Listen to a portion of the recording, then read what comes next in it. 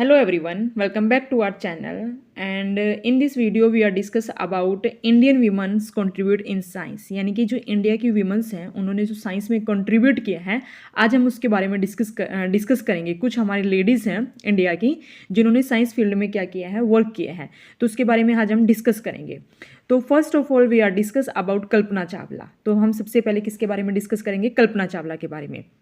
तो कल्पना चावला हमारी first women थी कहाँ की? इंडियन ओरिजिन की, जो कि कहाँ पर गई थी? स्पेस में गई थी, यानी कि अंतरिक्ष में गई थी। तो इसके बारे में हम डिस्कस करेंगे कि हु इज़ कल्पना चावला, उन्होंने जो हमारे साइंस फील्ड में है क्या क्या कंट्रीब्यूट किया है।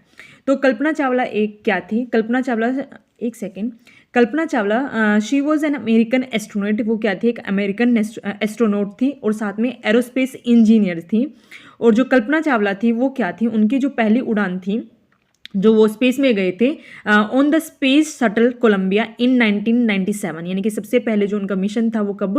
1997 में वो गई थी, उनकी पहली क्या थी? उड़ान थी। And as a mission specialist and primary robotic arm operator, यानी कि इनका जो एक तरह से फर्स्ट फ्लू थी उसमें जो मिशन था इनका वो क्या था? Specialist and primary robotic arm operator इनका काम था। उसके बाद इनकी जो सेकंड फ्लाइट थी वॉज ऑन STS-107, इनकी इसके ऊपर क्या थी? फ्लाइट थी। एंड फाइनल फ्लाइट थी जो स्पेस शटल कोलंबिया इन 2003, यानी कि जो कल्पना चावला की फाइनल फ्लाइट थी स्पेस में वो किसके थ्रू थी? शटल कोलंबिया कब थी? 2003 में। तो उसके बाद इसमें बोला गया है कि ट्रेजिकली, यानी कि कुछ ऐसी तकनीकी की वजह से क्या हुआ? The shuttle disintegrating during re entry into the earth, यानी कि वो स्पेस से जब वापस आ रहे थे किसके लिए? अर्थ के लिए। तो उनकी जो शटल थी, कौन सी? स्पेस शटल कोलंबिया, वो क्या होगी? डिसइंटीग्रेटेड होगी, मीन्स वो ब्रेक हो गई और जिसकी वजह से क्या हो गया? वो अर्थ पर वापस री एंट्री नहीं कर पाए। और उसके अंदर यानी कि स्पेस शटल कोलंबिया के अंदर 7 क्रू मेंबर थे जो कि क्या हो गए? उसी टाइम पर किल हो गए, एंड इंक्लूडिंग चावला, यानी कि उसी शटल में कौन थी? चावला थी।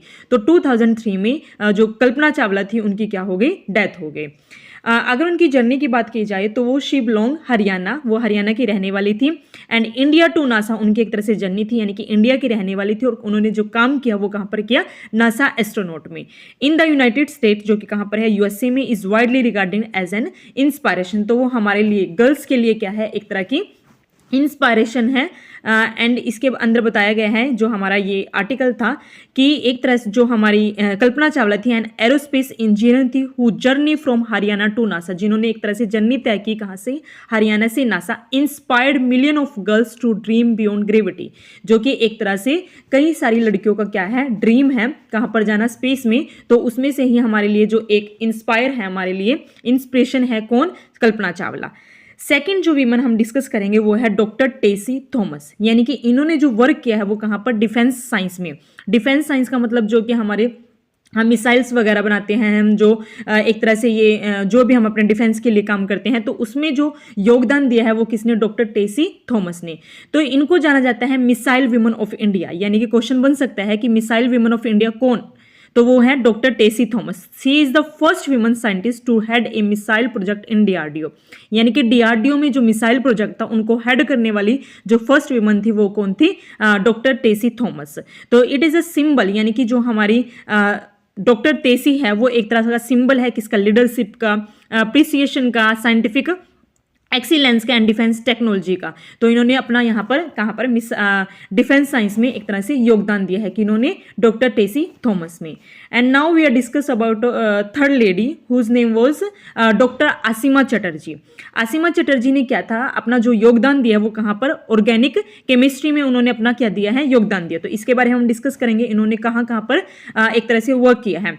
सी was noted for her work, यानी कि जो उनका काम था वो कहाँ पर? Organic chemistry and medicinal chemistry में इन्होंने अपना योगदान दिया। उसके बाद हम जो इसके अंदर डिस्कस करेंगे कि जो सबसे ज्यादा इन्होंने एक तरह से डेवलपमेंट की वो कहाँ पर? Anti Mullerian and anti epileptic drugs, यानी कि जो हमारे मिर्गी रोधी और जो मलेरिया रोधी एक तरह से मेडिसिनल है उनके ऊपर इन्होंने वर्क किया कि इन्होंने हमारी डॉक्टर आसिमा चटर्जी ने।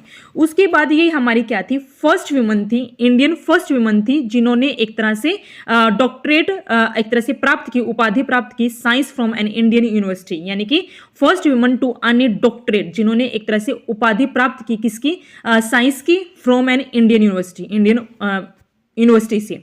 उसके बाद जो इनका वर्क था, जो मेन इन्होंने काम किया, वो कहाँ पर, मेडिसिनल प्लांट्स में, drugs development significant impacted pharmaceutical field, यानी कि एक तरह से इन्होंने मेडिसिनल फील्ड में अपना काम किया। एंड किसने, डॉक्टर आसिमा चटर्जी ने। तो ये हमने पूरा डिस्कस किया किसके बारे में, डॉक्टर आसिमा चटर्जी के बारे में। And fourth lady whose name was E.K. Janaki Ammal, जिन्होंने कंट्रीब्यूट किया कहाँ पर, बॉटनी में। तो इसके बारे में हम डिस्कस करेंगे, इस किनके बारे में, E.K. जनांकी अमाल के बारे में। इन्होंने कहाँ पर अपना कंट्रीब्यूट दिया, कहाँ पर कंट्रीब्यूट दिया है कि जो जेनेटिक इंप्रूवमेंट है, जो भी हम शुगर केन मीन्स गन्ने के अंदर हमने जो जेनेटिक इंप्रूवमेंट किया, उसमें जो कंट्रीब्यूशन है वो कंट्रीब्यूशन है किसका, E.K. जनांकी अमाल का। उसके बाद इन्होंने जो रिसर्च की, रिसर्च में जो इन्हें एक तरह से इनका जो प्ले था, जो एक तरह से इन्होंने रिसर्च की, वो crucial role in conservation of biodiversity across India, यानी कि इंडिया के अंदर इनकी जो कंजर्वेशन थी किसके लिए, बायोडाइवर्सिटी के लिए, वो एक तरह से क्रूशियल रोल प्ले करती हैं। उसके बाद इन्होंने जो काम किया है, इन्होंने इकोलॉजिकल बैलेंस के लिए काम किया है कि जो हमारी शुगर केन थी उनके अंदर जो भी जेनेटिक इंप्रूवमेंट है उन पर इन्होंने क्या किया है, अपना कंट्रीब्यूशन दिया है कि इन्होंने E.K. जनांकी अमाल ने।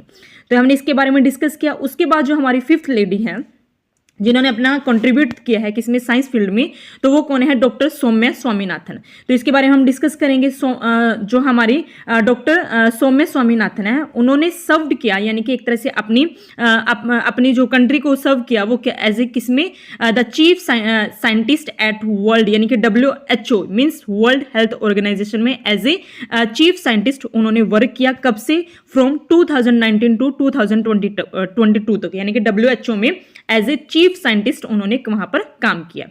उसके बाद जो हम डिस्कस करेंगे इसके बारे में कि जब ये WHO से, उसके बाद इन्होंने जो काम किया है as a director general of the Indian Council of Medical Research में, इन्होंने अपना वहां पर क्या किया, काम किया। उसके बाद अभी करंटली वो जो काम कर रही हैं, वो क्या कर रही हैं, she serve as chairperson of MS Swaminathan research foundation, जो कि MS स्वामीनाथन रिसर्च फाउंडेशन है, उनकी एज ए चेयरपर्सन अभी ये क्या कर रही हैं, वहां पर काम कर रही हैं। एंड जो काम कर रही हैं वो किस लिए, sustainable development and public health के लिए वहां पर काम कर रही हैं, कहां पर, MS स्वामीनाथन रिसर्च फाउंडेशन में। उसके बाद ये अभी क्या करेंगे, इसमें बताया गया her extensive career span over 30 years in clinical care research, यानी कि अपने इन्होंने 30 ईयर्स यहाँ पर क्या कर लिए हैं, कंप्लीट कर लिए हैं। तो इसमें यही बताया गया है कि अभी ये करंटली एज ए चेयरपर्सन काम कर रही हैं MS स्वामीनाथन रिसर्च फाउंडेशन में। तो आज की वीडियो में हमने जो डिस्कस किया है वो क्या है कि जो हमारी इंडियन वीमन है उन्होंने क्या क्या कंट्रीब्यूट किया है साइंस फील्ड में, तो उसके बारे में आज हमने डिस्कस किया। तो प्लीज़ कमेंट बॉक्स में बताना कि आपको आज की वीडियो कैसी लगी। अगर अच्छी लगी हो तो लाइक करना, and please do subscribe my channel and share the video. So thank you for watching my video.